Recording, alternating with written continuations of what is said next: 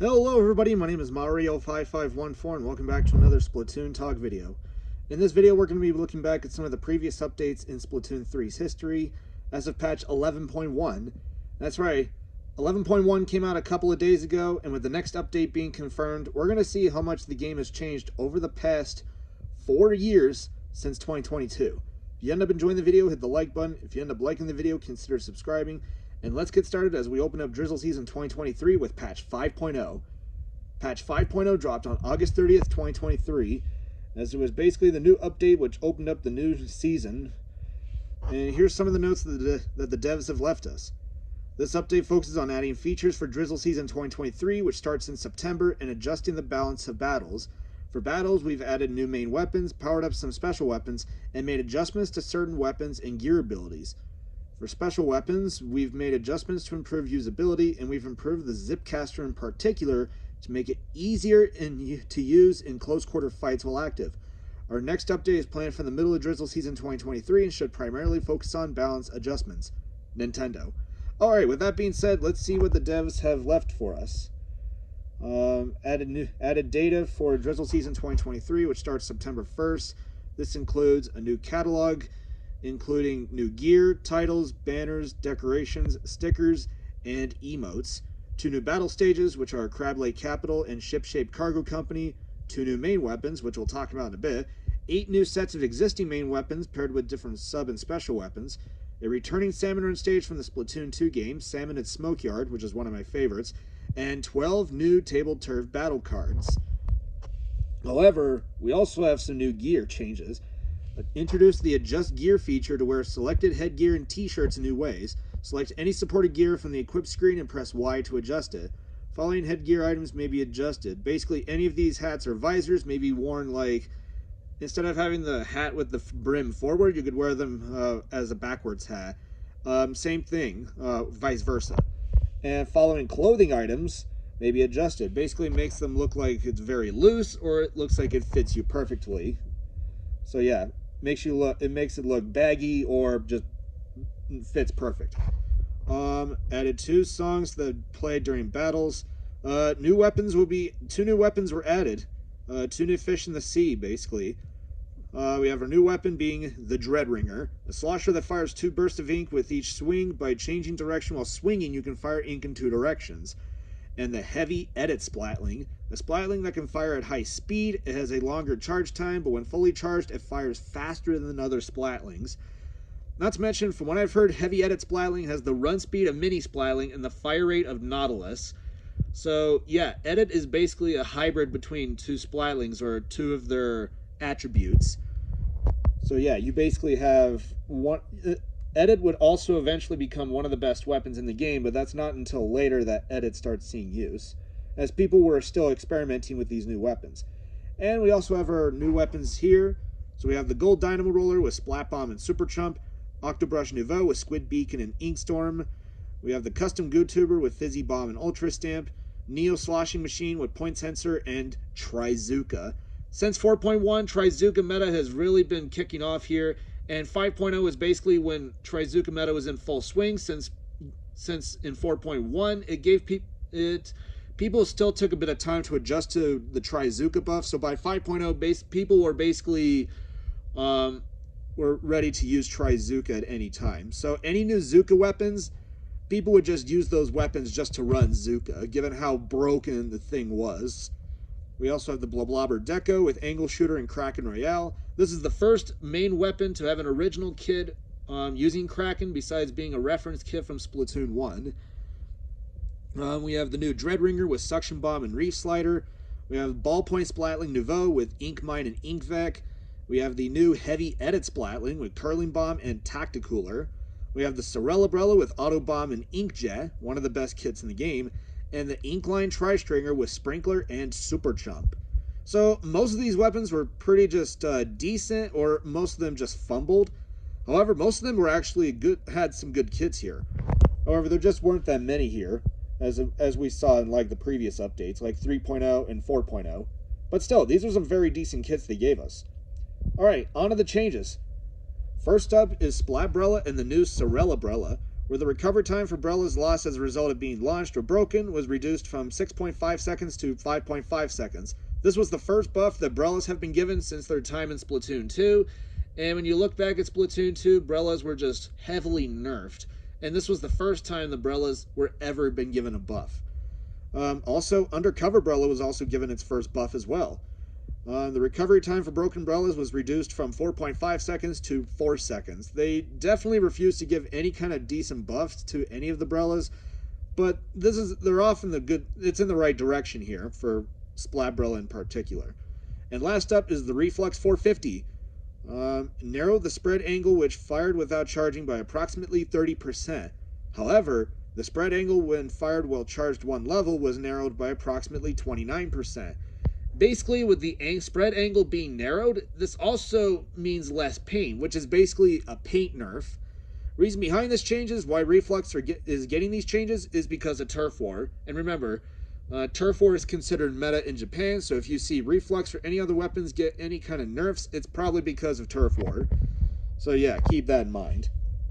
On to the specials. First up is the Killer Whale 5.1. There was a change where if there is no target it can lock onto in the area of effect, it will now lock onto the target last in the area of effect. They also added a display indicator and sound effect to clarify the locked on target when the lasers are fired. These were basically quality of life changes for Killer Whale 5.1, and it basically made the special a bit more bearable to use. So if you're using Rapid Blaster Pro Deco, Bamboo Mach 1, or the 52 Gal, your special is going to be a little bit more easier to use, or a bit more bearable. Next up is the Zipcaster. Increase the damage dealt by the explosion from colliding with the ground. This basically means that originally its damage when you hit the ground it dealt originally between 25 to 35. This basically increased it from 35 to 45. So yeah, Zipcaster now dealt more damage than it did before. On top of that, the radius of the explosion has been increased by approximately 50%, meaning Zipcaster weapons such as Stamper, Octobrush, and Carbonular would start seeing a bit more use. Though I mean, Stamper was basically the primary weapon to use for Zipcaster. And last up is Tacticooler, where the cooldown time for the special gauge after placing a Tacticooler was extended from 7.5 seconds to 10 seconds. This is the first time that Nintendo is addressing the cooler spam that we've been seeing since 4.0 and 4.1. And yeah, there was one weapon in particular which was notorious for that, being the NZAP 85. So this was basically turning it back to where the cooler spam wasn't as much of a problem, though at the same time you're still going to be able to get a lot of coolers. It's just you're going to have to wait a little longer before you can get another one going, which I think is a good change overall. Also, we have changes to two abilities. First up is Tenacity, where increase the speed at which the special gauge fills while the conditions are met. So this basically means when certain conditions are met, your special gauge will start to slowly fill. This made it to where the speed of it will now be increased. And I mean, Tenacity is like one of the worst abilities in the game. And I mean, 9 out of 10 times you're going to be running Last Ditch Effort or Comeback over Tenacity. Speaking of Last Ditch Effort got nerfed in this update, where the maximum amount of effects for the ability increase while the conditions are met was reduced from the equivalent of 2.4 primary abilities to 1.8, basically reverting one of the nerfs that this ability was given in Splatoon 2.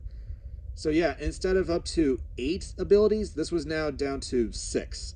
And secondary abilities are the equivalent effect of 0.3, basically the secondary abilities power, or 3 ability points. So yeah, with Last Ditch Effort being slightly weaker, bomb spam is not going to be much of a problem like it was in Splatoon 2, which I think is a really good change. I think Last Ditch Effort's problem was the bomb spam, so I guess this is basically addressing the issue which they refused to do in Splatoon 2, and it took us more than 4 years to finally fix this problem, which I think is nice. And points for special changes are pretty brief. NZAP 85 will get Tacticooler at 190p, and the Anaki Splattershot Nova will get Inkjet at 210. Nova kind of tanked off a cliffside in this update, however for NZAP it's a very relevant change. Given that Zap has been the weapon to basically cooler cycle, they're giving it plus 10 points for special to tone it back, which I think is a good change here. However, with the nerfs not just to Tacticooler but also to NZAP, this opened the door for other cooler weapons such as Pencil to rise up. And from here on out, Pencil's prominence would start to be even larger. However, other cooler weapons besides pencil are being picked, such as NZAP 85, Tri-Slosher Nouveau, and the new Heavy Edit Splatling. But of course, people can make the argument that despite pencil's prominence, or its rising prominence, it's probably where we're going to see the most viable cooler options being used. Of course, in time of scripting this as of 11.1, it's kind of crazy if you look back. NZAP 85 was basically used just because of Cooler Cycle. And yeah, Cooler Cycle is barely NZAP's game like it was before. So with Tacticooler being addressed and toned back, Trizooka, on the other hand, continues to rise in popularity ever since its infamous buff in 4.1. Now that pencil is becoming more popular and less NZAP, there was a time where you could start to run double splatter shot. Yeah, basically, people could just run 2 of any weapons or 2 midlines and just run 2 splatter shots. Because originally, splatter shot got Trizooka at 190p. So yeah, shot could just spam Zookas like there's no tomorrow. On top of Tacticooler, you could basically just deploy your Zooka in a bad position, you die, you respawn, and you respawn on a dime, and you recharge whatever you lost when you died. So you basically can get Trizookas pretty fast. So yeah, that was the issue that we had to deal with. And in fact, there was one infamous comp in particular. I may try to show a picture of it. And it basically showed one comp that showed pencil and 3 splatter shots, pencil and triple shot, which is one comp that was slowly starting to gain momentum, and basically it left the community desperately hoping for nerfs, which we'll talk about in the next video. We also have some changes here.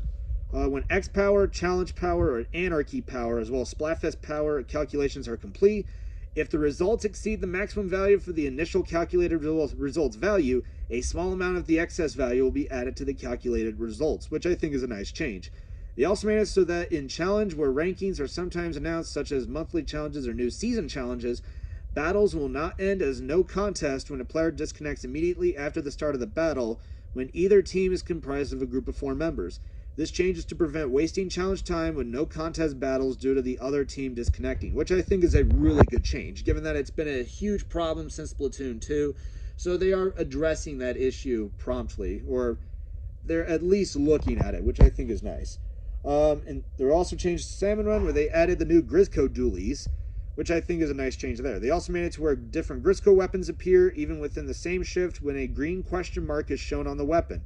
They also added items that can be exchanged for fish scales. Basically, if you're fighting against a king salmonid and you get fish scales from them, you basically can use those fish scales to exchange for items, which I think is a nice thing there. We also have some changes to Splatfests. Made it so that the song playing in the lobby will change a certain amount of time after the Splatfest ends. The song will play in the Splatsville and Egopolis common areas, as well as the lobby from the end of the Splatfest until the Splatfest results are announced. In Splatsville's case, the song is Daybreaker Anthem, while in Egopolis' case, it is Maritime Memory, if you're in Egopolis Plaza. Added badges you can get based on the number of 10x battles you participate in or win during Splatfest, which I think is nice. We also have some changes to table turf.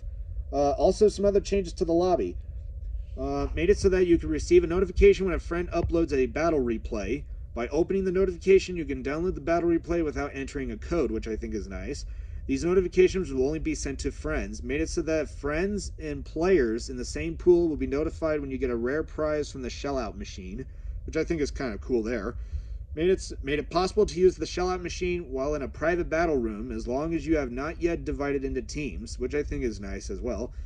Made it so that when one player begins matchmaking and members have gathered but there is a communication error, matchmaking is automatically reattempted once instead of being suspended as a result of the error, which I think is a nice quality of life change there, given that it's been a huge issue in the past.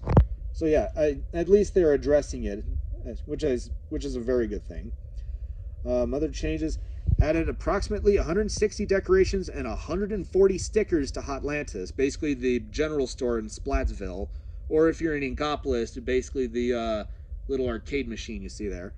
Added approximately 80 new splash tag banners and 400 titles that you can get from the Shellout machine, etc. And made it possible to start recon directly from the stages screen on the main menu, which I think is nice, given that you've been able to do that since Splatoon 1, and I guess this is a nice change they did here for Splatoon 3, given that it took us a year to do it. And then we also have some bug fixes here for player controls and to multiplayer, given in any different modes, as well as Turf War, and then fixes to Salmon Run, and then fixes to Splatfests, and then other fixes shown here. And that's it. That is all the changes here for 5.0. If you guys like the video, be sure make sure you hit the subscribe button if you want to see more content like this. Thank you all for watching, and I will see you all next time.